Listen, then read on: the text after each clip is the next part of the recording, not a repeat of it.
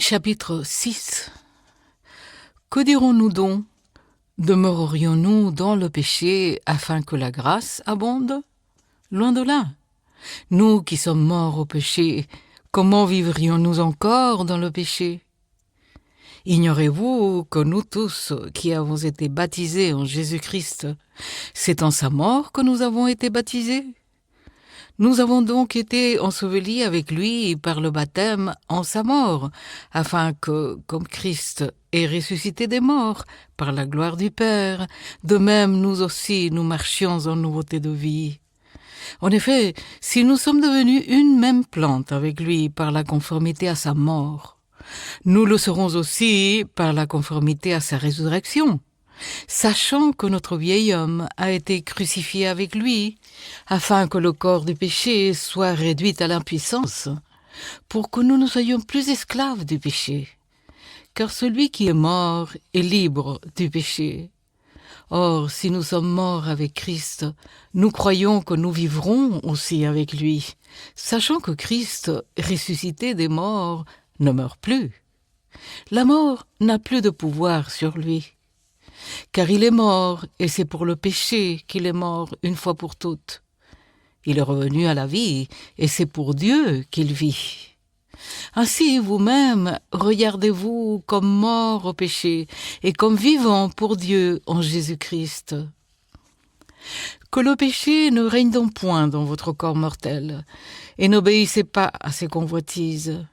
Ne livrez pas vos membres au péché comme des instruments d'iniquité, mais donnez-vous vous-même à Dieu, comme étant vivants des morts que vous étiez, et offrez à Dieu vos membres comme des instruments de justice. Car le péché n'aura point de pouvoir sur vous, puisque vous êtes non sous la loi, mais sous la grâce. Quoi donc? Pécherions-nous parce que nous sommes non sous la loi, mais sous la grâce?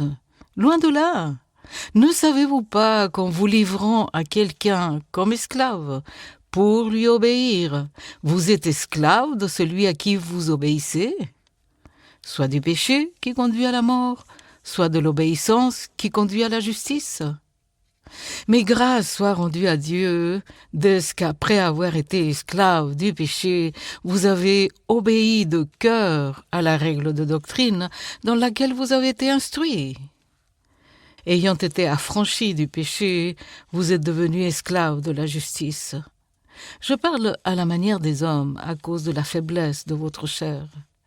De même donc que vous avez livré vos membres comme esclaves à l'impureté et à l'iniquité pour arriver à l'iniquité, ainsi maintenant livrez vos membres comme esclaves à la justice pour arriver à la sainteté. Car lorsque vous étiez esclaves du péché, vous étiez libres à l'égard de la justice. Quels fruits portiez-vous alors? Des fruits dont vous rougissez aujourd'hui, car la fin de ces choses, c'est la mort. Mais maintenant, étant affranchis du péché et devenus esclaves de Dieu, vous avez pour fruit la sainteté et pour fin la vie éternelle. Car le salaire du péché, c'est la mort. Mais le don gratuit de Dieu, c'est la vie éternelle en Jésus-Christ, notre Seigneur.